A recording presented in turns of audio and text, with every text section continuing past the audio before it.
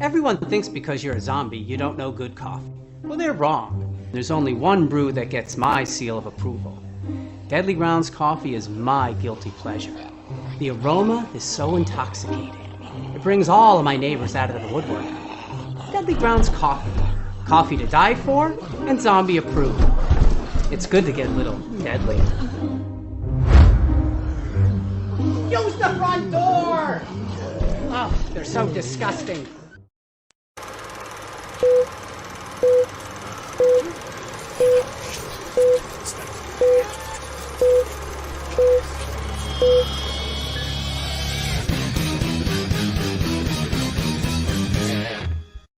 Hey everybody, it's Tuesday night, which means it's another live Wicked Horror Show. I'm Kevin, and as always, I'm joined by Tony. What is going on, people? And Tony, would you like to introduce our special guest? Sure. From the movie Deathcember, which is actually an anthology film. One of the shorts is directed by Ama Lea. Hopefully I said that right. Close enough. I'm horrible with pronunciations, so don't take offense. Is it Ama Lea? Ama Lea. Ama Lea. Lea. Okay. Well, it's a very cool name. It was even to the point where I was like, I was just like, where is she from? I was trying to figure it out. And one thing too, so with Deathcember, it's like Tony was saying, it's an anthology. And I know, like, I mean, you've been involved in some other anthologies as well. This one is 25 stories, right? Is it 25? Mm-hmm. Yeah. Okay. And it's kind of like a advent calendar kind of deal. Different stories and different styles, different countries and everything. So it's pretty cool. But I was trying to figure out if you were actually from the US or if you were from somewhere else. And so you're from the US.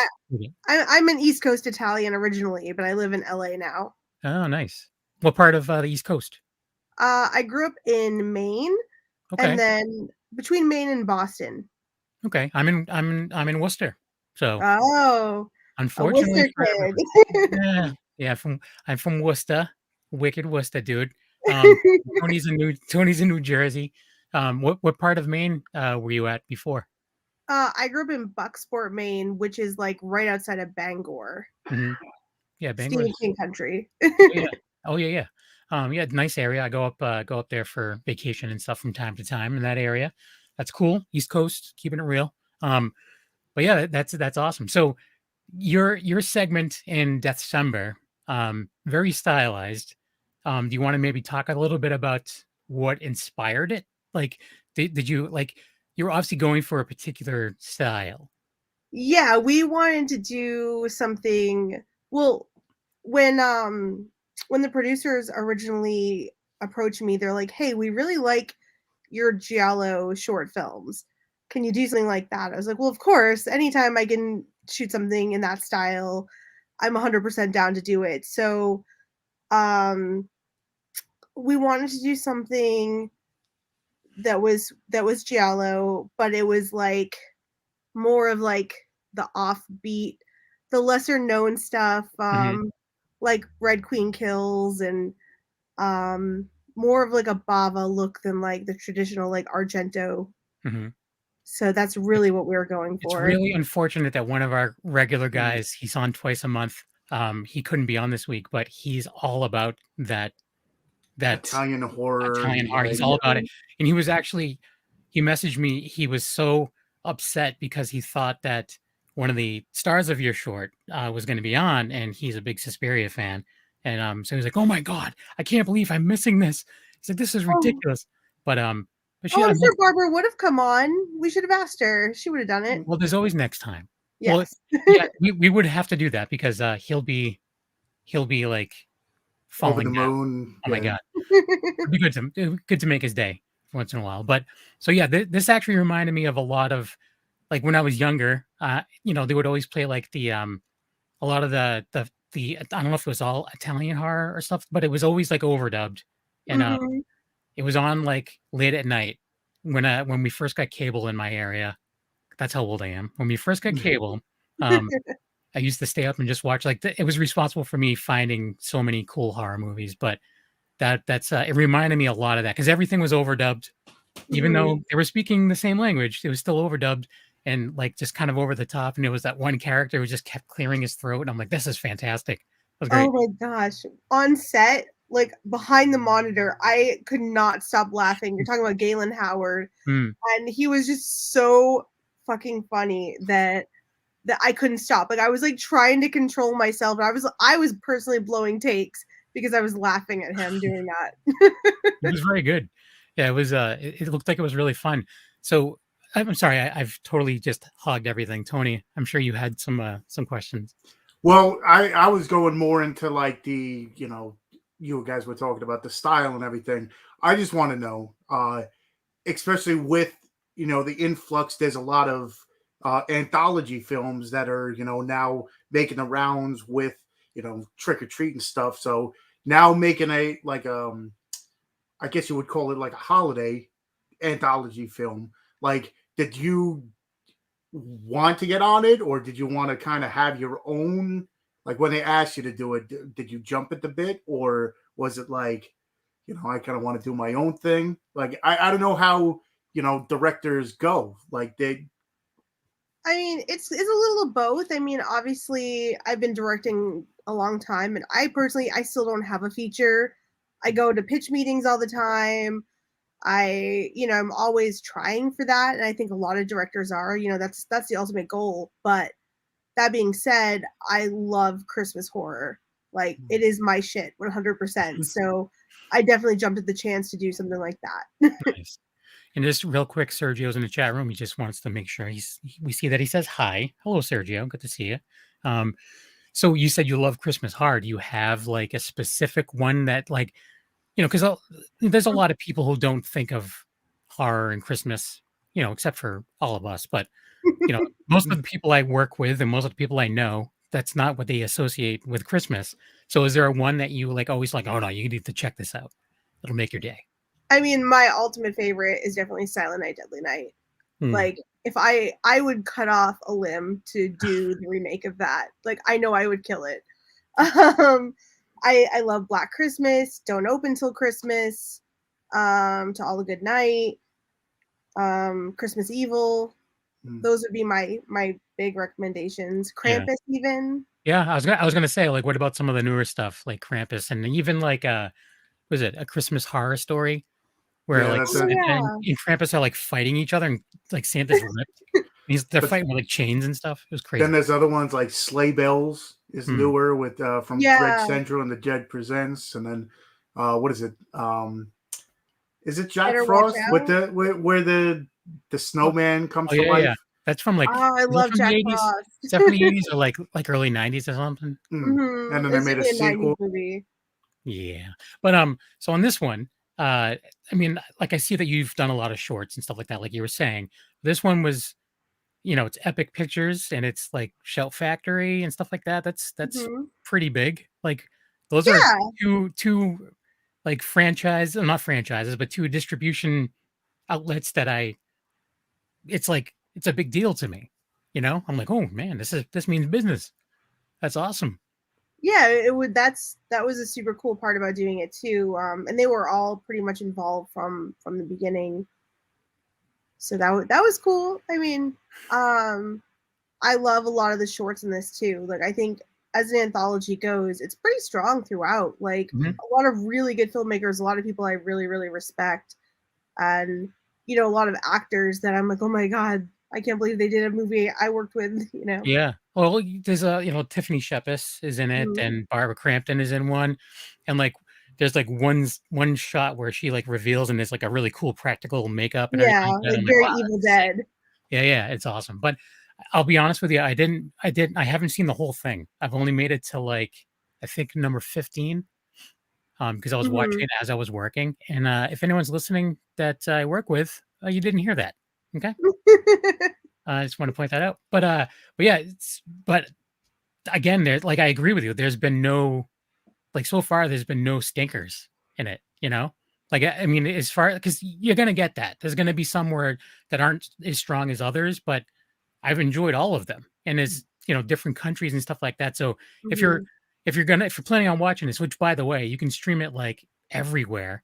I put that it's on Tubi because from what we heard, like filmmakers actually make the most money off of Tubi as opposed to like Amazon and stuff like that. it is on Amazon, and it's all free to watch in those locations with ads, but still, it's totally worth it. They're from what I've seen, they place the ads in a good spot. It's between the segments and stuff like that, so it's not cutting anything off in the middle. But yeah, there's been a lot of really cool different genres of horror mixed in with this, and it's all Christmassy at the same time. And that's what going to like anthology films, you know, a lot of them, it's not that the shorts are, you know, bad or anything. It's just, you know, with the different styles and the different takes on stuff, sometimes, you know, everybody has their own genre that they like more or whatever. So with everyone that I saw, I was very impressed by them. But again, like some are my taste, some aren't. So, you know, it's definitely, I guess I like anthology films because say you're watching just your normal feature, you know, if you don't like it throughout the movie, you're not going to like the whole thing. With anthologies, it throws different styles at you. So, you know, it's you can watch it and it changes as it goes. And I think that the good thing with one like this, and like even like I see that you had a segment in ABCs of Death 2.5. So the good thing with those kind of anthologies is how short stuff is, because sometimes like so the other guy that's on the show, we're doing like every episode of Creep Show as it was coming out for the newer series, and the thing is there's always like one story that just like this is dragging, like oh my god, this is taking so long, it seems like this has been going on forever. So that's the thing is these segments are so short, you're forced to get to the point so quickly. Yeah, they're just fun. Like it's just they're fun. Now, does that make it difficult? Is, you know, I'm sure each like a feature length is you don't want to have a drag, so you have to, you know, figure it out. But then with shorts, it's like, how do you get everything in there with, you know, with your vision and stuff without like with a set amount of time kind of deal? Like each one, I'm sure. It's rough. I'd say there's a cut of mine that's about like 13 minutes long. We had to leave a lot of stuff, you know, on the cutting room floor. And it's complicated. It's like, you know, well, what really matters to your story? And a lot of it's like you have to sacrifice like style for, you know, the substance of your story, which is kind of a bummer, but it's also a fun challenge. So with anthologies, I found like if your script is shorter than your runtime is supposed to be, then you're probably going to be in good shape. Yeah. So you said there was like a 13-minute cut of it. Yeah. So, like, did they do the editing, or do they allow you to do the cuts? No, they as far as anything creative, the producers of this were basically like, you know, we pitched what we wanted to do, they approved it, and they're like, here's your money, here's your deadlines, and they were hands off. So it's all creative control is to the filmmakers of this movie, which is awesome, and it's rare. But yeah, getting them down to those runtimes, and I know a lot of people, you know, in general with anthologies, it's always a thing. Well, there's a lot of anthologies that, I mean, I'm sure they're obviously lower budget, they're not Epic Pictures and Show Factory kind of stuff, but it's they're just like basically like, all right, just send me a short and we'll decide which one is going in. It's almost like a short film festival, like that they're releasing as a feature, which at the same time isn't bad. Like there's a lot of those I've seen. Some filmmakers that were very early in their career that have gone on to make movies that I love. Oh, look at that cat. Oh, yeah. Sorry. That's my. That's okay. That's no reason to apologize. That cat's very gray and it's adorable. My cat's also very gray, a little longer fur, but what's that cat's name? Her name is Eddie. She's very into attention. Nice. And she now thinks that this whole interview is about her. That's so completely fine. Direct all questions to Eddie. Yeah. Oh, Eddie, meow. Am I right? Can you hear me? No. My cat's name is Thea. My wife calls her Thea Louise, and she's fantastic. But yeah, I'm all about gray cats. I don't know why. They're my favorite. So yeah, this is another reason if you're listening to the podcast, you need to watch it because you can't see the cat if you're listening. All right. I mean, you can try to imagine it. Yeah. But just imagine a very cute gray cat sitting by a sewing machine, looking at me like I owe it money. Yeah, pretty much.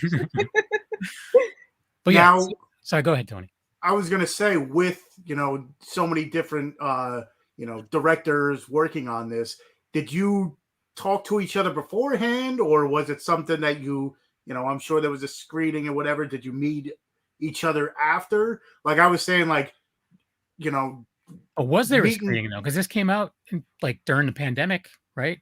It came out, I think they started doing festivals before the pandemic. But the whole release was during. All of the Los Angeles area directors, we all got together and we like rented out a screening room basically and watched it like that with just the LA shorts. So there's about 7 or 8 of us, I think. And it was really fun doing that. And we, cast crew, all of our friends. So it was like, this was before the film was actually finished.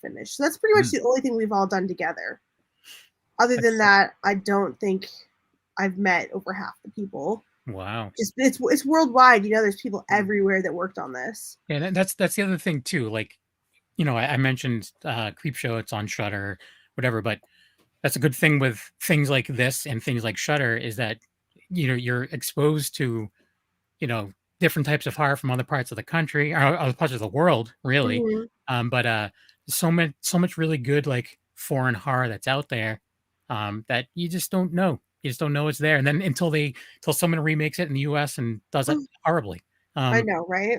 But I don't know. Depends on who's involved. But there's some like fantastic like foreign horror that's out there that is just top notch.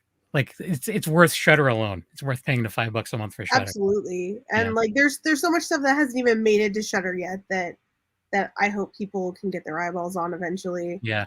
That's the thing is you were talking about how you go to like pitch meetings and stuff like that and you haven't had a feature yet. We've had a bunch of filmmakers like from your area that have made features. Like they've actually made the feature and it's just going nowhere. Like it's just features made. They've been talking about it for years. They like sold us on it completely. And it's like, we'll never see this movie. It's unfortunate. It's true. It's such a battle. I don't know if you guys follow Chris LaMartina on Twitter, the guy who did the WNUF movie. But for the last month or so, he's been tweeting like every day these long stories of like indie filmmaking, and they ring so true to like the experience of just like the hell that horror filmmakers go through trying to get their movies made. Yeah. And it's not easy. So when people get there and get their movie made and it comes out, like that is such an accomplishment by itself. Like I can't even like when someone does it, even if I don't like the movie, I would never say it out loud because they've done it. They've done it. We've said that a billion times. Like I've never made a movie. So like no matter what, if I've hated a movie, it's still better than anything I've ever made because I've never made a movie. So I'm like, there's movies that are like that some people love and I absolutely can't stand. I'm like, oh, whatever. That movie is just whatever. But at the same time too, they were able to get it made. Some people love it, so that's awesome. But in general, I can usually find at least a few things that I find redeeming, even in a story that I just don't love or whatever. There's always something good about it somewhere. You got to find the good. You can't. There's too many negative people out there. It's too much where people just because they have a mouth, they feel like they have to use it.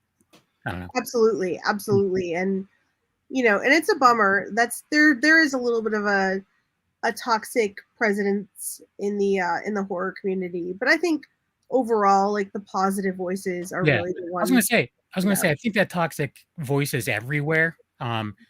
But the thing is that because there's so many very supportive people in horror, that when the people that aren't supportive are out there, it almost like sticks out even more to me, because I mean, I don't know if you ever went to conventions when you were out in the East Coast, but like, did you ever go to like Rock and Shock or anything where? Yeah, on the East Coast? Yeah, Nice. I've been there a few times. Nice. You know what's done? Like they're not doing it ever again. Really? Yeah, there was the last year they were there, like. Our podcast network finally had a booth. We actually had a booth, like first time we ever had a booth there, and then that was the last year they did it. Wow. We ruined it. We ruined Rock and Shock. What is ICP gonna do? Just gonna whoop somewhere else, I tell you. The one thing about the Palladium is it no longer stinks like old Fago. I can just tell you that. Oh, I miss the Palladium. Yeah, that was totally off the subject of movies. I'd seen a bunch of shows when I was younger there. like in the 90s, like the Mighty Mighty Bosstones and stuff like that. But this is back on like their first album. Like they would just do a show with all local bands. And I was always like, one of these days I'm going to play here. And I did. I headlined downstairs and it was horrible. Oh no. Yeah, it sounded absolutely horrible on stage, but it was just like, still, I still can say I headlined the Palladium once. And I also played upstairs at the Palladium too, which was weird. But that was back in the day. Oh, I remember going to like, I think you're talking about like, was it like Back to School Jam or something like that, that Mighty Mighty Bosstones and Dropkick Murphys. And yeah. Well, this was like literally I was in high school, so it was probably like 92 when I went. Oh, so okay. Yeah, I'm thinking like 2002. Right. This is like 92, and like so their first album, Devil's Night Out, was out, and it was before More Noise and Other Disturbances. I still listen to the Bosstones like they're brand new because I'm stuck in the 90s. But whatever. That's one thing we have in common is the Bosstones and the Palladium. But anyways, Tony has no idea anything what we're talking about. Continue. I know that I don't know the area, but I know the Mighty Mighty Bosstones. But going back to you saying, I mean, for us, how many times have we said it's better than anything we ever did before I was on the podcast? I guess I looked at movies a lot different after having, so many people come on, and the stories behind a lot of this stuff that people have no idea. Like they think the movie's made and it's easy and it's done and then it's out. Like how many horror stories we've heard from, all directors and actors that come on here. And it's just like, there's so many things. Like if most people, your everyday, fan realize what goes behind the movie, I think they look at it like through a different, lens and stuff. So I'm sure with this, like I said, having to get so much stuff in a short, I'm sure there's, it just speeds everything up 10 times over that, it gives you that much more of, of craziness going on. We have a question, since we're talking about music, wondering who's team Grimes and who's team Elon. So I'm assuming, wasn't it like Elon Musk, right? It was his. He was married to Grimes, or they had a kid together, or something. Yeah, it's got some weird name you can't pronounce. Just like a bunch of numbers. Yeah. I don't pay attention to that stuff. It's horrible. Like I was at work and they're like, "Oh yeah, just so you know, if you talk to anyone in these states, there's the whole tornado relief and everything." I'm like, "What tornado? There was a tornado?" Like I had no idea. Like I avoid the news because it's depressing. Daniel John is saying hi, hey all. Daniel's the man, by the way. Hi, Daniel. He's a producer. He's also an actor, and he is in a ton of newer movies that I'm very excited about. Awesome. Yeah, he's involved in a lot of cool stuff that's coming out. And he's the man. I know him from conventions as well. Like I would run into him at horror cons. That's how I first met him. But yeah, so it's I don't know. It's a crazy thing with getting these movies released. So you looking at your IMDb, you've been making shorts. How long have you been in like trying to break in? I mean, I've been making short films since I was a kid. Like I would use my grandpa's VHS camcorder and like edit it between two VCRs. But I moved to LA in like 2013, 2014. And I've been directing ever since, in a more professional level. I've gotten really close to getting features made, like 2 weeks away from, the first day of shooting, and then everything falls apart. And, it's happened a few times, and I, as I said, I pitch a lot. I go to a lot of meetings.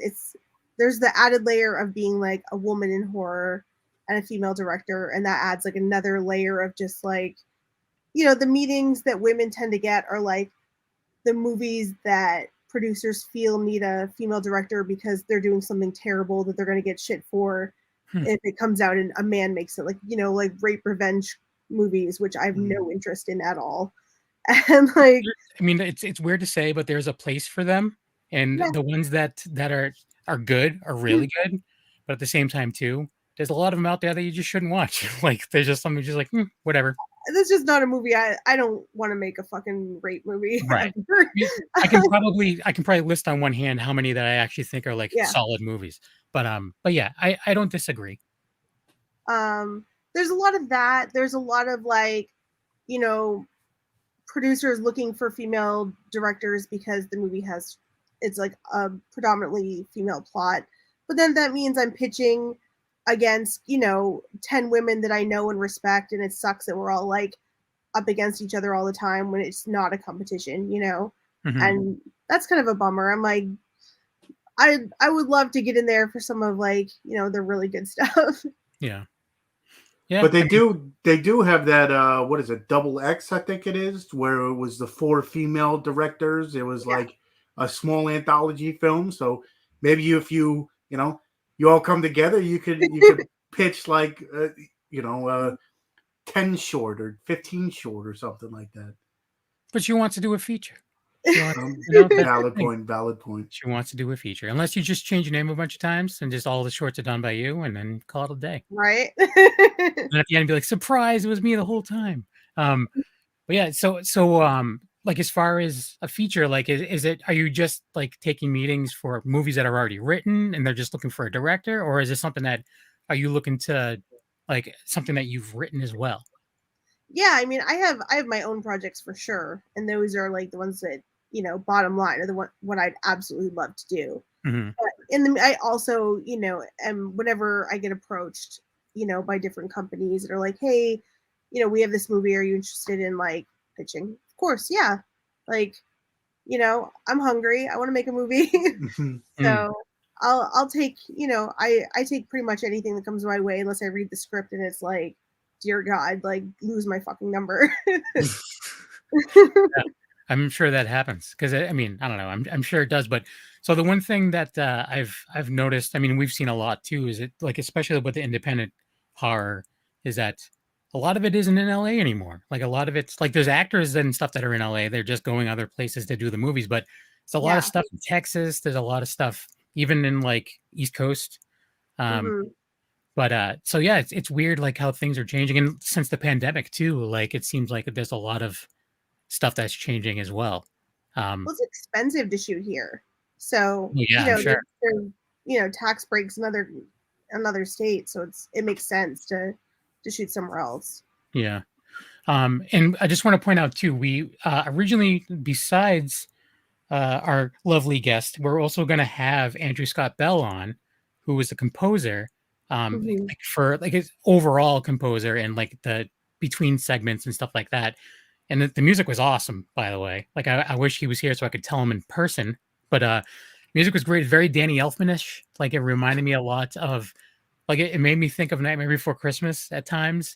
But I'm a big Oingo Boingo fan and like a Danny Elfman fan, so I was like, oh yeah, this is my jam right here. I'd listen to this in the car. But it was good stuff. And he couldn't come on because it's Christmas and he has a long drive for family reasons. So understandable completely. But yeah, if you're a fan of like quality music, like scores, you know, that's another reason to check out the movie. We do have the trailer for the movie. So I want to play that. So again, this is Deathcember. It's streaming pretty much everywhere for free. So Tubi, Amazon, I think it's on Vudu, Vimeo. I think it's listed in all those places, and it's for free with ads, but totally worth it. So here is the trailer for Deathcember.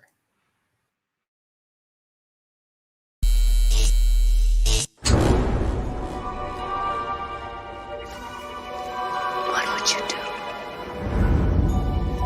to have things the way they were? Anything. Come on, we still need jelly donuts and extra candle holders. Pedal faster.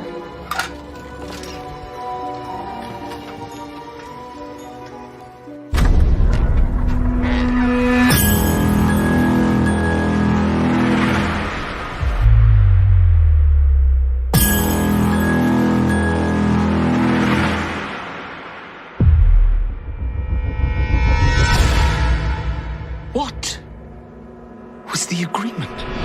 We split everything 75-25, and then it's Merry Christmas to all. 11 years, a good riding partner, that's something. Merry Christmas.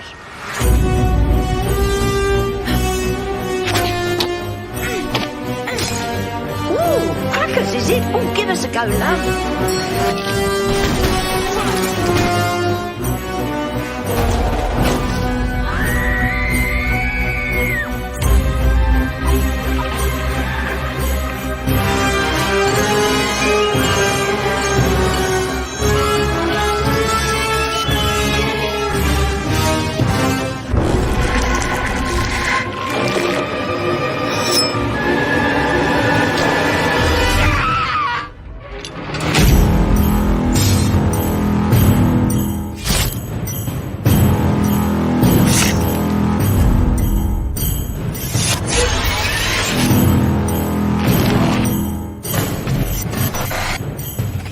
We've got a lot of work to do tonight.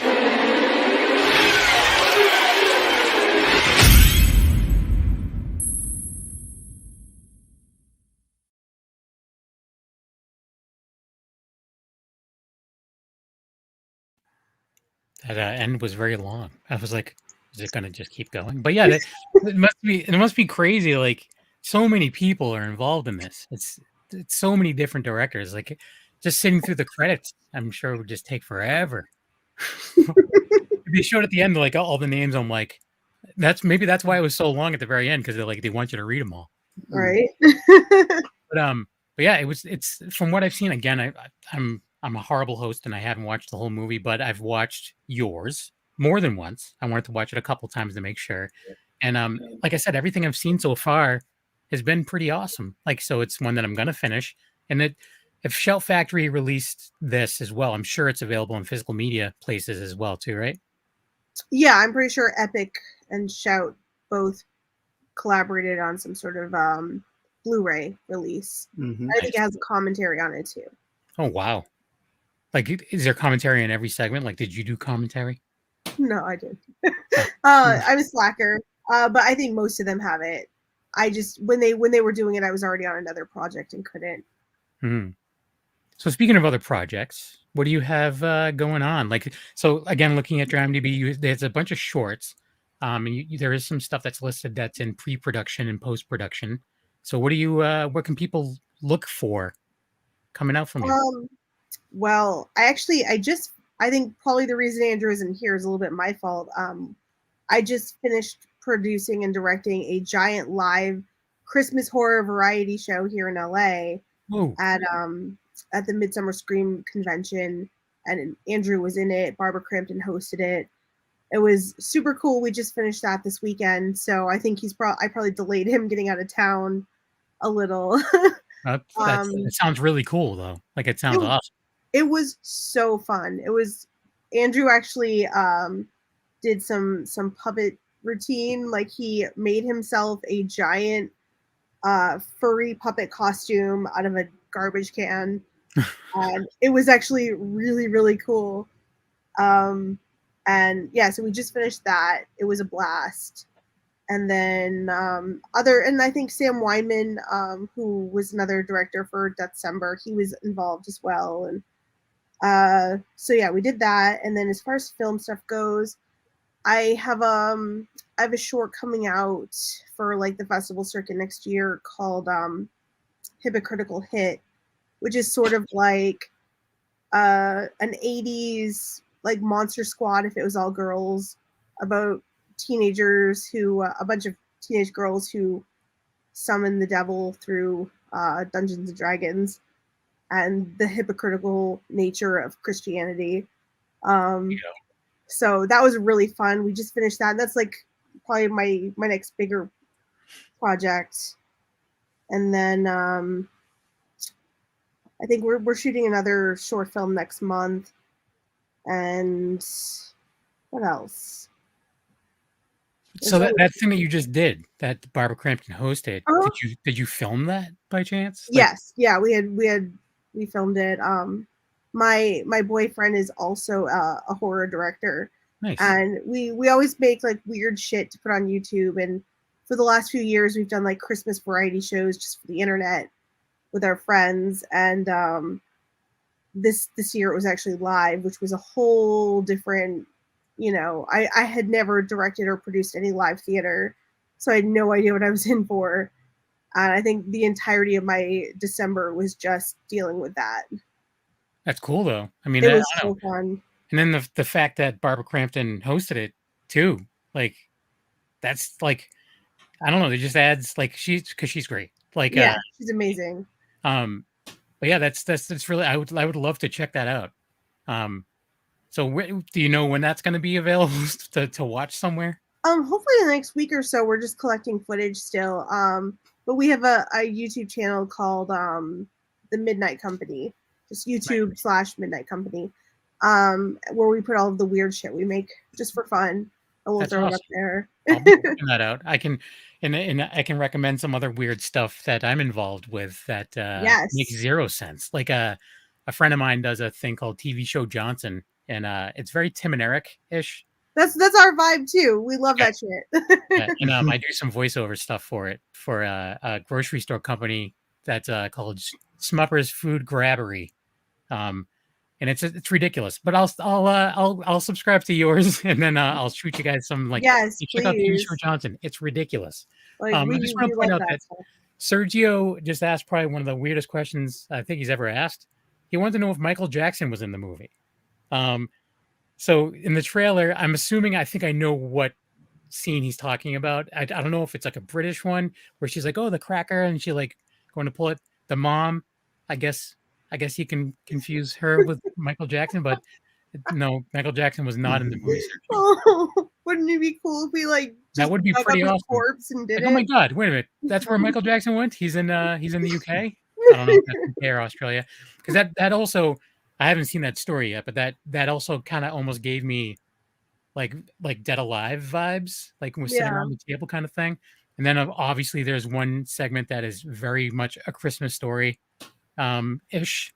There's one kid that his name is Ryder, and obviously Red Ryder, and it's Christmas. I just saw him. Okay, no, you didn't, Sergio. That was a mom. Anyways, enough of that, Sergio. Okay. But yeah, so that's interesting. You said your boyfriend is also a horror director. Has he is there anything that he's done that we may have heard of or seen? Probably. He did a movie called Consumption, and he did one called oh God, I'm the worst girlfriend in the world.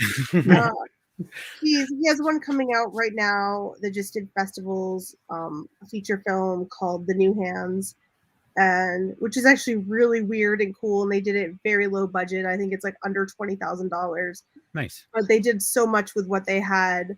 I just want to put out, you said under $20,000. That seems like so much money to me. To make a movie, no. That's what I'm saying. I would be like $400. I could do that maybe, and my wife would be wicked mad at me if I spent $400 to do something. Yeah. But I don't know. Well, if you gotta think about this, how many people does it take to make a movie? Right. And no matter how low budget it is, those people still need to make something to take home. Right. We can't survive off hugs and kisses. Right. That's the thing too, is that's something that I learned from this show as well. So being a movie fan my whole life, I just assumed that if you're in the movies, you're famous and you're living off being an actor or an actress or a director or whatever. And there's so many people that I've seen in so many things, and they're like, no, they have day jobs, stuff like that. You'd be surprised. I've been my other job. Well, one of my other jobs is I'm a photographer, and I've done a lot of covers for Fangoria from 2015 onwards. And so I've met and worked with a lot of people, and you'd be surprised, how many are like, yeah, I'm still waiting tables even though I'm on this new Netflix show. Yeah, that's it's crazy. It's so crazy. Yeah, it's weird too. There's people that we've had on the show a bunch, and they're considered horror icons, and they're icons in our eyes. But I'm just I could totally see them doing this. I could see Felissa Rose doing a particular job. It's weird. It's she's so great. I could see her being a realtor. I don't know why, but I could see her being a realtor. But I like, love Alyssa. She's amazing. yeah, actually that guy I mentioned, Daniel John. He's a bunch of the movies that he's producing and he's in. She's in as well. Oh yeah, is she producing as well? Because I know she does. I think so. Yeah. On a couple of them, Time's Up, I think, and Time's Up, Dark Circles, and there's a On bunch. Location, right? Yeah, On Location, and they're actually I think they're involved in Wolf Hollow and stuff too. So yeah, there's a bunch of really cool stuff coming out. Awesome. Yeah, I've photographed Felissa a lot. We've done a lot of photo shoots together over the years. Yeah, I always love seeing her get stuff. Like there was a thing, like she just did a thing with Shudder for the drive-in Billy Bob, and I just love seeing that she gets that stuff. And she was also there's like a drag show that's on Shudder, and she's been the Boulet Brothers show. I love that show. Like I keep like wanting to see the next episode. I'm like, it's not there yet. It's not there yet. I want to see it because it's very good. And then one of the Deathcember directors is the director of Dragula. Really? Michael Verratti, who did the Tiffany Shepis episode. Oh, okay. He directs Dragula. Wow. Yeah. Small world. Have you ever seen Dragula, Tony? No. It's a drag show, kind of like a RuPaul's Drag Race kind of thing, but it's all horror themed. That's cool. Yeah, it's really good, but of course they show you like the behind the scenes like drama and all that stuff. Yeah. I'm a sucker for that kind of stuff. There was one episode where they mentioned Terrifier a bunch, and I was very happy about that. Oh yeah, the Dread Central episode. Yeah, because we've had those guys on a few times. We've had Damien on. We've had David Howard Thornton. David Howard Thornton's on, and he's awesome too. But anyways, there's so many really cool people in this industry, and I'm just glad that I can talk to them.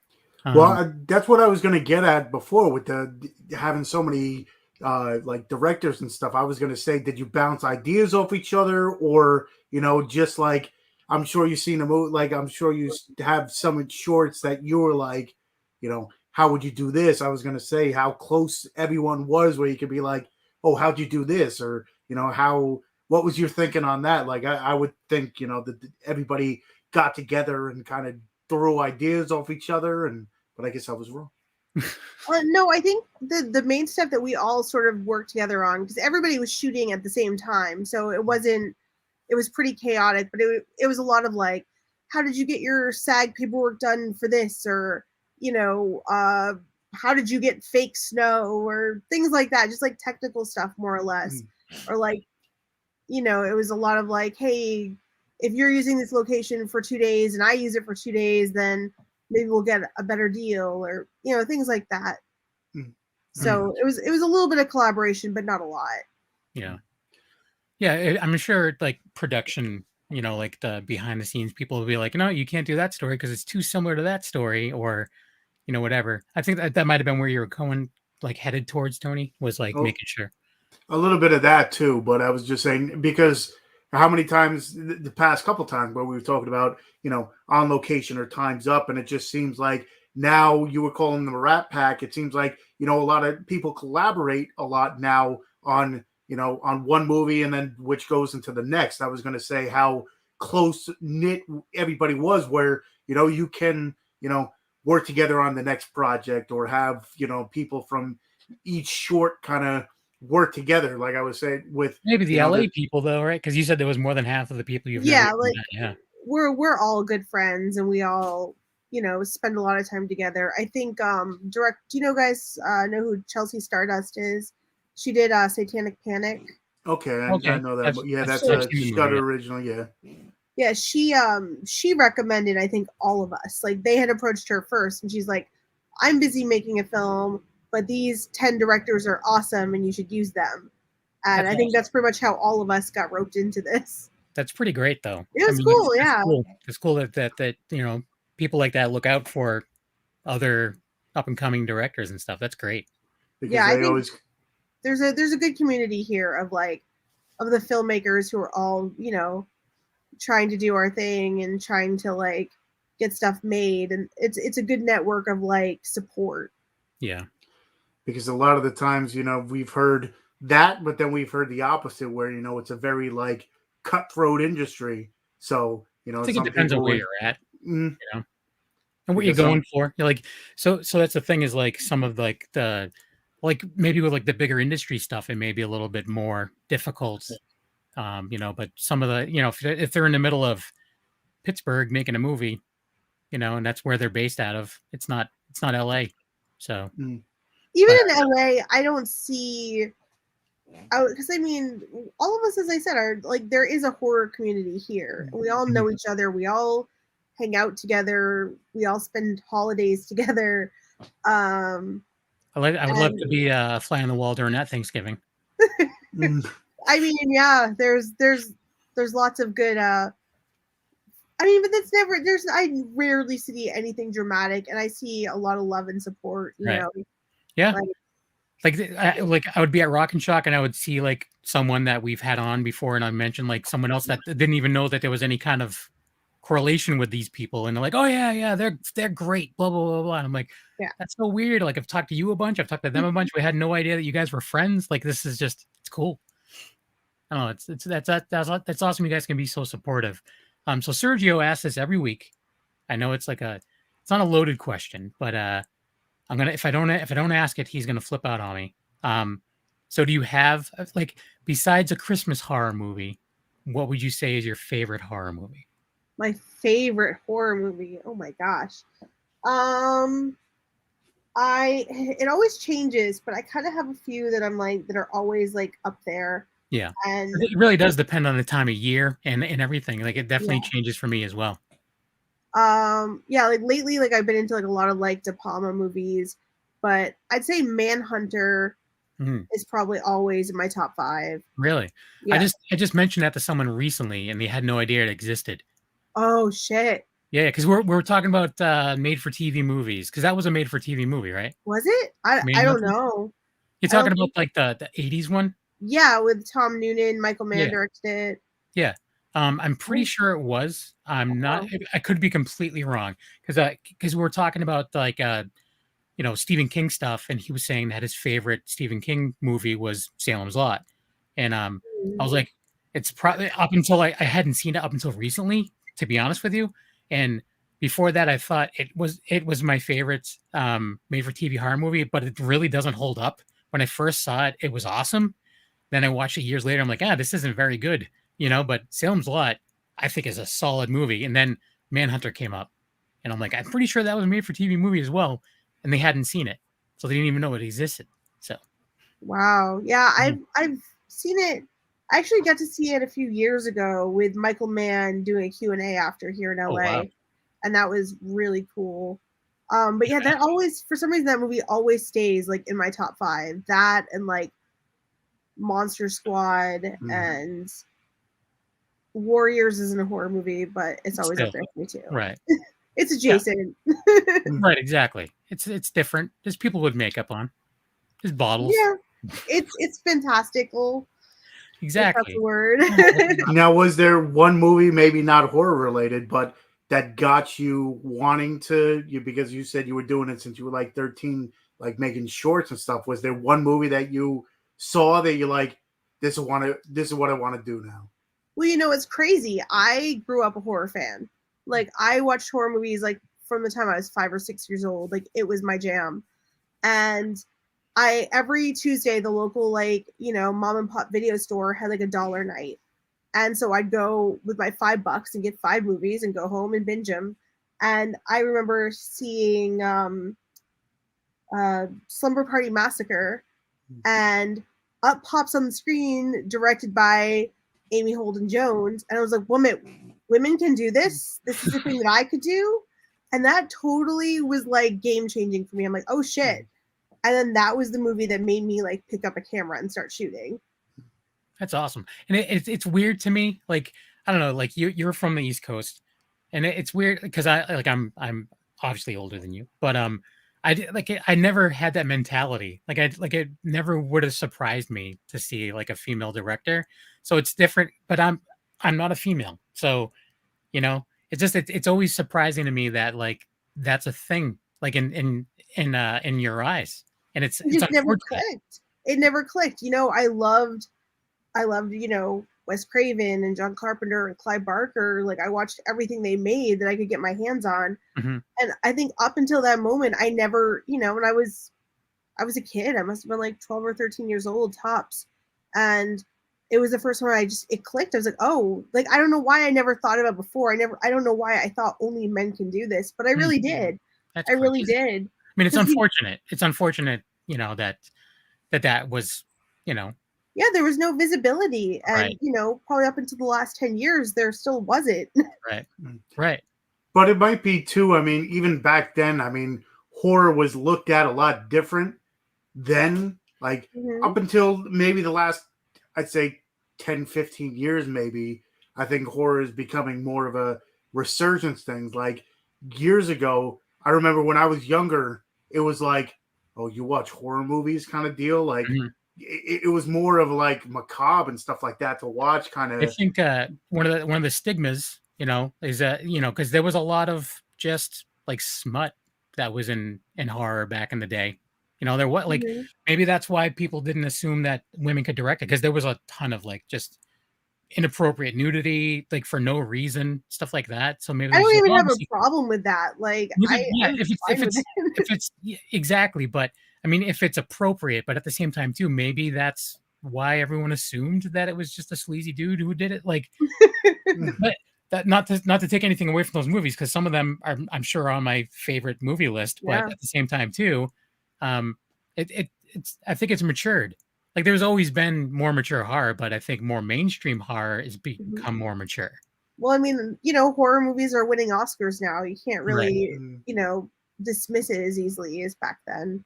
Yeah, and there's a lot of actors that are like, you know, have pretty crazy careers. You know, like big name actors that have dabbled in horror as well, and you know, that's good. At the same time, it's sometimes it might not be good, but it's good that they're giving people the exposure.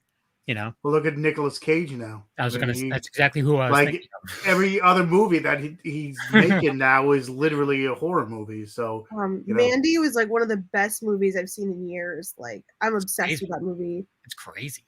It's like, I'm not a Nicolas Cage fan in general, but that movie was great. And it was The Color Out of Space, I thought was really good too. Then you have, I mean, with those, they're like I was saying with certain movies, they're not really my style.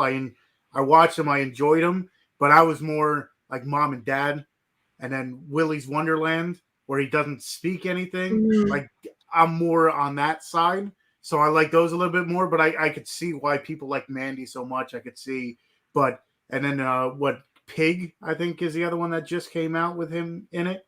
But I'm not sure. The one that he just came out with that's on Shudder, Bill Moseley's in it. Chuck Mosley was the old lead singer of Faith No More, everyone. Yes. I always say the wrong name. Bill Moseley is in that movie. You know who Chuck Mosley is? Really? We do a lot of Faith No More and Dillinger Escape Plan and Mr. Bungle in His House. I have the first album framed on my wall of Mr. Bungle right now. Oh wow. I'm all about Mike Patton. Anything he touches is gold. I'm just pointing this out. I was wearing a Dead Cross t-shirt yesterday. My wife thinks it's weird because it's got the skeleton hands all over it, but whatever. You just gave me chills. I'm just letting you know. I grew up as like an East Coast hardcore kid, so anything that's sort of like an offshoot of that, I've probably dabbled in at some point. Yeah, it's that you just made my night. I'm just letting you know. Like I'm all about it's ridiculous. I sell him to everyone. Like I'm like, you need to listen to like oh no, he's just the epic guy. I'm like, no, he's not. He's really not. Like, what does he have? Like 10 bands now? No, actually, he's going through some mental stuff. So he's currently not doing anything. He's refusing to because he doesn't feel like he's up to par, which is ridiculous. Yeah, but it's also understandable if you're feeling like, you know. Yeah, but he gets a bunch of Bungle shows, like with the new Bungle, and I mean, I would love to see that. Oh my god, right? I've never seen anything other than like, you know, what's online. Really? We're like downloading like Mr. You've ever seen him? Have you ever seen him live? You never seen him? Really? I've seen Faith No More. First time I saw them was on the Angel Dust tour, and I was in high school. And Helmet opened for him. And And then I saw Bungle twice for free both times because the band I was in was sponsored by Eastern Acoustic Works, and they redid all the speakers for the Avalon. So we got to go into both shows at the Avalon for free. And that was on the California tour. A friend of mine saw them on the first album tour, which I'm like, what? This is crazy. But anyways, enough about Mr. Bungle and Mike Patton. We've talked about music multiple times in this episode. I think we should change the show. But again, I could talk about this forever, but we do have to go. It's just about time. So where can people go to find out more information about your projects? Or, you said you had the YouTube channel if you want to promote that again, and just so people can go check out the cool stuff. Yes, I have a YouTube channel. It's YouTube/Midnight Company.